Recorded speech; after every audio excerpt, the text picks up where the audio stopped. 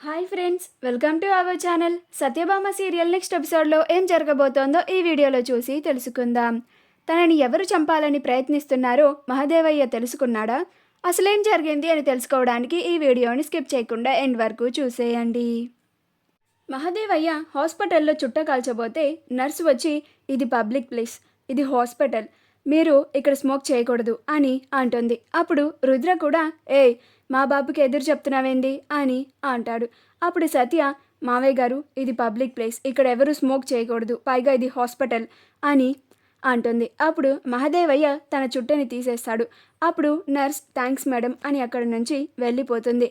అప్పుడు భైరవి, ఏందే సత్య నువ్వు అందరి ముందు మీ మామ పరువుని నువ్వే తీసినవేంది అని అంటుంది. అప్పుడు సత్య, నేను ఉన్న మాటే చెప్పాను అత్తయ్య, ఇక్కడ పబ్లిక్ ప్లేస్లో స్మోక్ చేయడం తప్పు, అందుకని నేను అలా అన్నాను, దీంట్లో కావాలని మావయ్య గారి పరువు తీసిందేదీ లేదు అని క్రిష్ అని బాధపడుతూ ఉంటుంది. ఈలోగా డాక్టర్ గారు క్రిష్కి ట్రీట్మెంట్ చేసి బయటికి వస్తారు.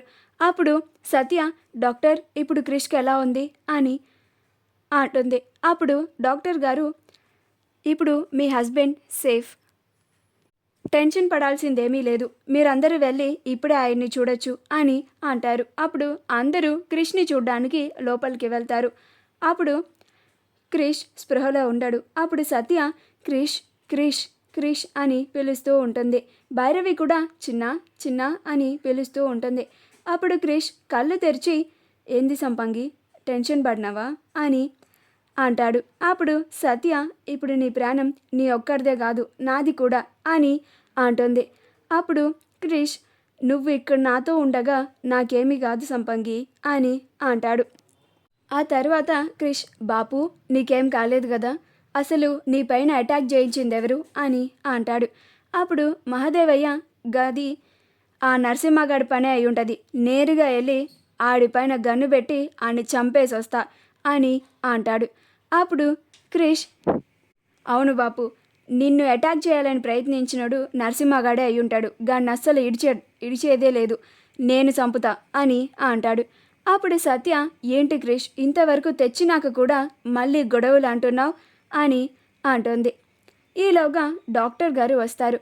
అప్పుడు సత్య, డాక్టర్ గారు మా ఆయన్ని ఎప్పుడు డిశ్చార్జ్ చేస్తారు అని అడుగుతుంది. అప్పుడు డాక్టర్ గారు, ఇంకొంచెం సేపట్లో డిశ్చార్జ్ చేస్తాం, మీరు మీ హస్బెండ్ని ఇంటికి తీసుకెళ్ళిపోవచ్చు అని అంటారు. అలా ఫార్మాలిటీస్ అన్నిటినీ కంప్లీట్ చేసి క్రిష్ని ఇంటికి తీసుకొని వస్తారు. ఆ తరువాత మహదేవయ్య రుద్రని తీసుకొని నరసింహ వాళ్ళ ఇంటికి వెళ్తారు. రుద్ర మహదేవయ్యని ఆ నరసింహ వాళ్ళ ఇంటికి వెళ్ళనీయకుండా శత విధాలుగా ప్రయత్నిస్తూ ఉంటాడు. అయినా కానీ మహదేవయ్య అస్సలు వినడు. ఈరోజు ఆ నరసింహగాడి అంతు తేల్చుతా, వాడు నాపైనే అటాక్ చేయించాలని చూస్తాడా, కానీ వాడు వెనక ఎవరో ఉండి చేయిస్తున్నారు, గాడికంత సినిమా లేదు, ఇదంతా ఎవరో వెనకుండి చేయిస్తున్నారు, గదేందో ఇయాలే తెలుసుకోవాలి అని వెంటనే నరసింహ వాళ్ళ ఇంటికి వెళ్తాడు. రుద్రని కూడా బయటే ఉండు, నేనే వెళ్ళి నరసింహ గాని సంగతి ఏందో తేల్చుకొని వస్తా అని చెప్పి మహదేవయ్య లోపలికి వెళ్తాడు. రుద్ర బయట ఎక్కడ తన గురించి అసలు నిజం బయటపడిపోతుందో అని కంగారు పడిపోతూ భయపడుతూ ఉంటాడు. మహదేవయ్య నేరుగా వెళ్ళి ఆ నరసింహ తలపైన రివాల్వర్ని పెడతాడు. అప్పుడు ఆ నరసింహ, మహదేవయ్య ఏంటిది, నేనేం చేసినా అని అంటాడు. అప్పుడు మహదేవయ్య ఆ నరసింహని చితక్ కొట్టుడు కొట్టి ఆ నరసింహ చేతి అసలు నిజాన్ని బయటకు చెప్పిస్తాడు.